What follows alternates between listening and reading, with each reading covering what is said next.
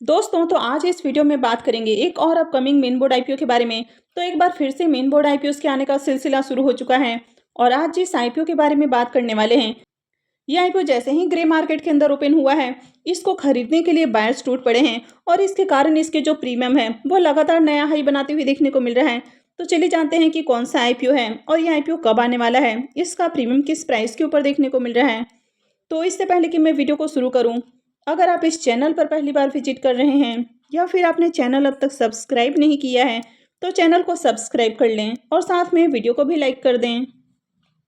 तो जिस आईपीओ के बारे में बात करने वाले हैं, ये आईपीओ 13 फरवरी से ओपन होने वाला है और ये 15 फरवरी को क्लोज हो जाएगा।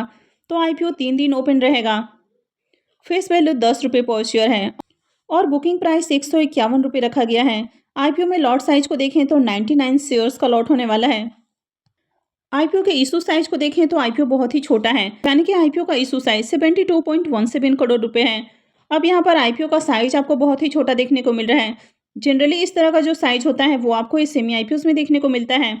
अब इससे बड़े तो इस सेमी आईपीओस आते हुए देखने को मिलते हैं।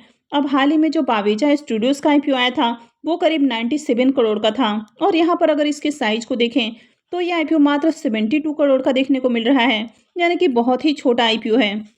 और पूरा का पूरा जो आईपीओ है ये फ्रेश इशू का आईपीओ रहेगा और ये मेन बोर्ड आईपीओ है। तो कंपनी बीएससी और एनएससी पे लिस्ट होने वाली है।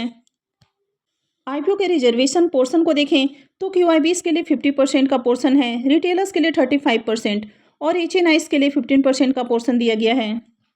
आईपीओ के साइज को देखें तो आईपीओ में 99 शेयर्स का एक लॉट है और एक लॉट के ऊपर इन्वेस्टमेंट अमाउंट 14,949 रुपये रहने वाला है। तो अगर आप रिटेल पोर्शन से इस आईपीओ में अप्लाई करते हैं तो आप मैक्सिमम 13 लॉट के लिए अप्लाई कर सकते हैं, यानी कि यहाँ पर आपका जो इन्वेस्टमेंट है वो 1,94,337 रुपये रहेगा। और अगर आप 14 लॉट से लेके 66 लॉट तक अप्लाई करते हैं तो फिर आप स्मॉल एचएनआईज पोर्शन में आते हैं। तो यहाँ पर आप 2 लाख से ज़्यादा और 10 लाख से कम का इन्वेस्टमेंट कर सकते हैं। वहीं पर अगर आप 10 लाख से ज़्यादा इन्वेस्टमेंट करते हैं, यानी कि 67 लॉट या उससे ज़्यादा के लिए अप्लाई करते हैं, तो फिर आप बिग एचएनआईज पोर्शन में आते हैं। तो जिस कंपनी के बारे में बात करने वाले हैं ये कंपनी है विभोर स्टील ट्यूब्स लिमिटेड।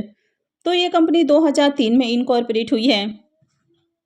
तो ये जो कंपनी है ये स्टील पाइप्स और ट्यूब्स की मैन्युफैक्चरिंग, एक्सपोर्ट और साथ में सप्लाई करते हुए देखने को मिलती है।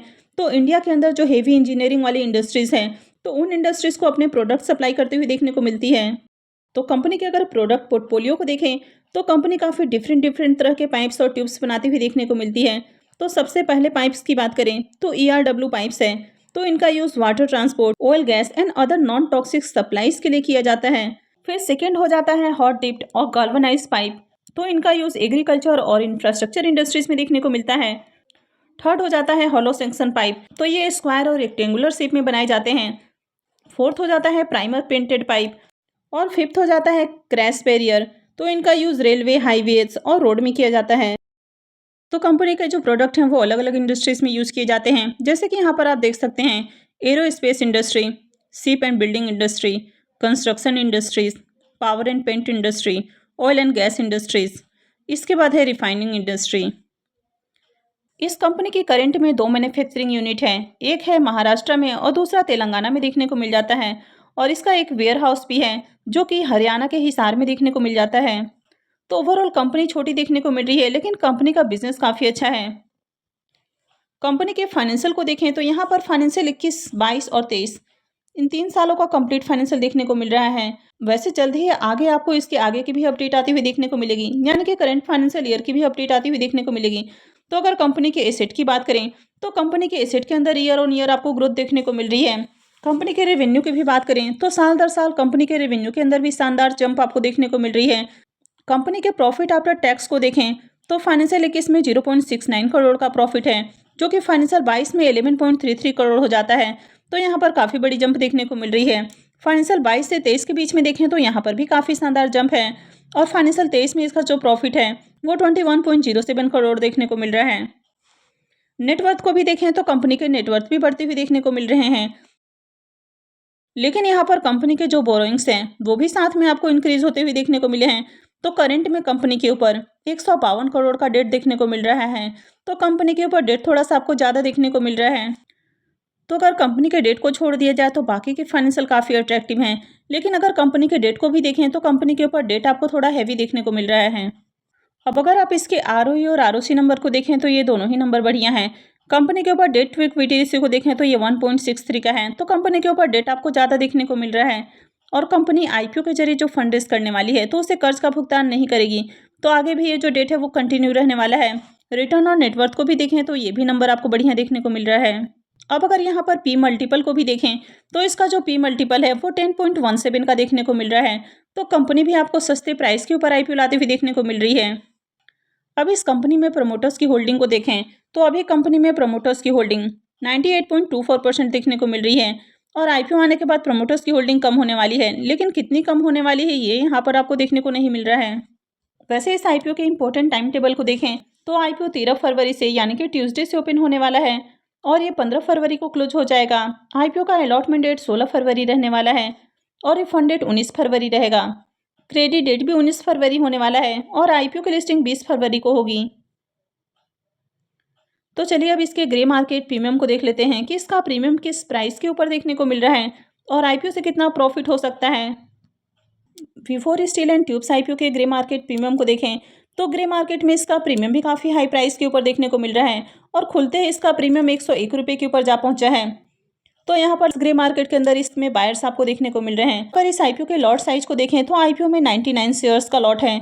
इसका मतलब है कि IPO से 9,999 रुपये एक लॉट से प्रॉफिट बन सकता है।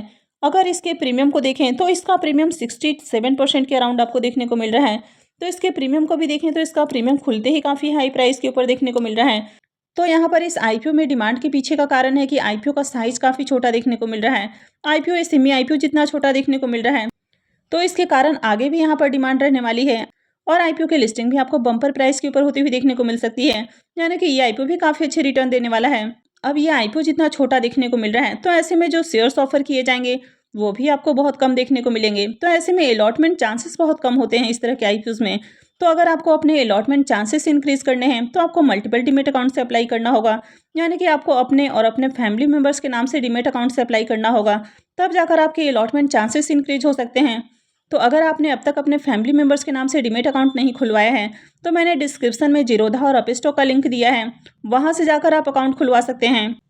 और अपस्टॉक के अंदर फ्री में अकाउंट खुल रहा है, तो आप इस मौके का फ़ायदा उठा सकते हैं। अगर आपके पास अभी भी अपस्टॉक का अकाउंट नहीं है तो आप खुलवा सकते हैं। और आगे अगर आप सेमी IPOs में अप्लाई करने का भी प्लान कर रहे हैं तो अपस्टॉक जैसे अकाउंट्स के साथ आप रीओपन में सेल भी कर सकते हैं, तो इसलिए आपको जीरोधा या अपस्टॉक जैसे डिस्काउंट ब्रोकर के साथ आपका अकाउंट जरूर होना चाहिए। तो अपस्टॉक में फ्री में अकाउंट खुल रहा है तो आप इस मौके का फ़ायदा उठा सकते हैं। तो आई होप कि आपको जानकारी अच्छी लगी होगी। तो अगर आपने वीडियो को अब तक लाइक नहीं किया है तो वीडियो को लाइक कर दें और साथ में चैनल भी सब्सक्राइब कर लें, और वीडियो को अंत तक देखने के लिए आप सबको बहुत बहुत धन्यवाद।